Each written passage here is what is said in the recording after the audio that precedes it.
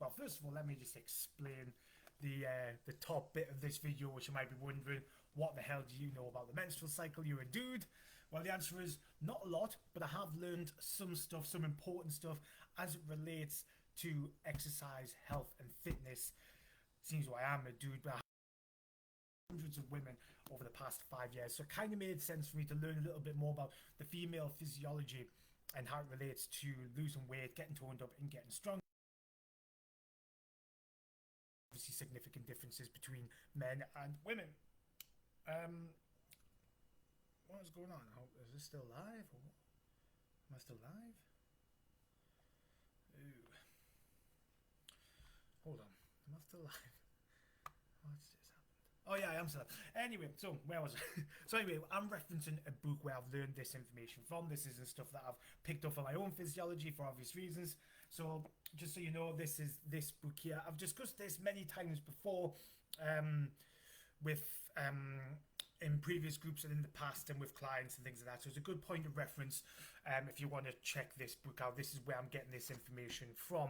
But I do have some notes that I've made in the past which I've came across while I've been reorganizing my desk. So I wanted to use these notes that I took from you, the menstrual cycle in particular as it relates to toning up and getting stronger, because it can be a tough time. I don't know personally, of course, but where's my notes gone? So it can be a little bit off-putting and distracting when it comes to your performance in and out of the in the gym. So I wanted to go over three notes that Stacey Sims, who's the author of this book, referenced in her advice to keep on top of your performance she used. I must say that like I've learned a lot from this book, which I have applied to my clients. Most of it I've used the basics and the simplicity of it. She does heavily reference, she works with athletes, so a lot of her research and references are tailored toward high-end athletes who train on a daily basis, and so a lot of the advice is most people don't really need to go this hardcore, or very hardcore to the hardcore that she recommends anyway. So I just took some of the simple ones that most people can apply day to day, where you don't have to be that strict or heavy or focused on these type of things. These are tips that she recommended that basically anyone can adapt and apply to their own training to help. So some of the tips that she mentioned is, number one is consume plenty of protein. I've been mentioning this for says is that during the high hormone phase of your cycle, the body is in a very catabolic state. And I do this to clients quite a bit because I've done a previous video, actually. It was on protein specifically, and I dived in how the female hormones in general are they're anti-muscle building. That basically is the simplest way to say what catabolic means. So the female hormones are actively breaking muscle tone, so you've got to work harder to build muscle tone. So you don't have as much testosterone as what men do, so it's harder for you to build muscle. Not impossible, it's just harder. You need to take more work. So that's why she recommends that. This is one of these are one of the tips that I got from her book, was around just having protein source with each meal is a good general habit to make sure that you're giving the body the bare minimum that it needs, alongside the strength training, to help the muscles get the best out of the training as much as possible. But what she says is, during the high hormone phase of your menstrual cycle, it's in even more of a catabolic state.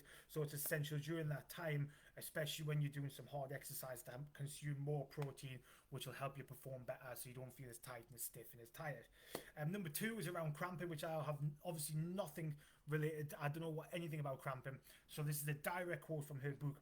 She says, in the 5 to 7 days before your period starts, take magnesium, omega-3 fatty acids, and 80 milligrams of aspirin. And that is quite hardcore and specific, but I thought I'd put it in anyway. So according to her research, this strategy mitigates the cramp-causing chemicals, specifically capital PE-2 and estrogen mediated blah blah blah blah blah. These are long words, and these methods also work for gastrointestinal issues as well, such as gas or diarrhea.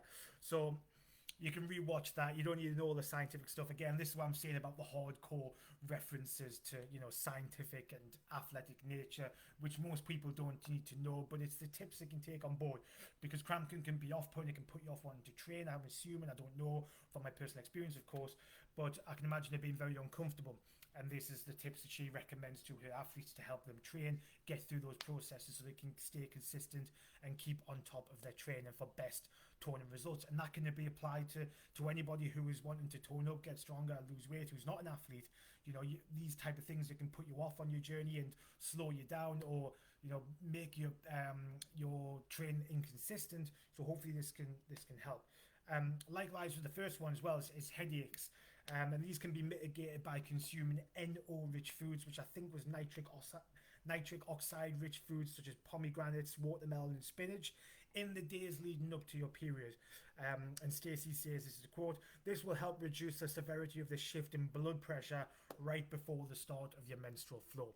So I just want to share those tips, because I was actually, like I said, I was looking through all these old notes and I just stumbled across that. I thought, that might help, and then protein is, that tip on protein was something that I spoke about recently, so I thought it was quite interesting, and something to revisit and to re-emphasize the importance of just taking care of your nutrition, especially as a woman, especially during different phases of your cycle, and especially when you're lifting weights, which you should be doing. And in this book, actually, she mentions heavily on the emphasis of doing weights over cardio, or as well as, but just pay a lot of attention to the weights if you are doing a lot of cardio. And I'm going to go through, more hints and tips from this book. I'm going to reread it, dig through your old notes, and just share what I've learned to help you. In case you don't want to buy the book, you can just watch these little snippets, these recordings, if you like, of the basics. Like I said, most of it is quite irrelevant and scientific to most of the general public, so it might not be something you want to buy and read through, because it can be, there's long words and stuff.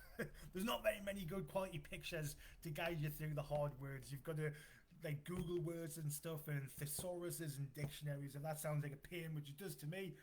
I'll try and break it down as simple as I possibly can, which shouldn't be too hard because I'm a simple guy. So I hope this video has helped. If you have any questions around anything, let me know. And take care. I'll speak to you soon. Have a good day.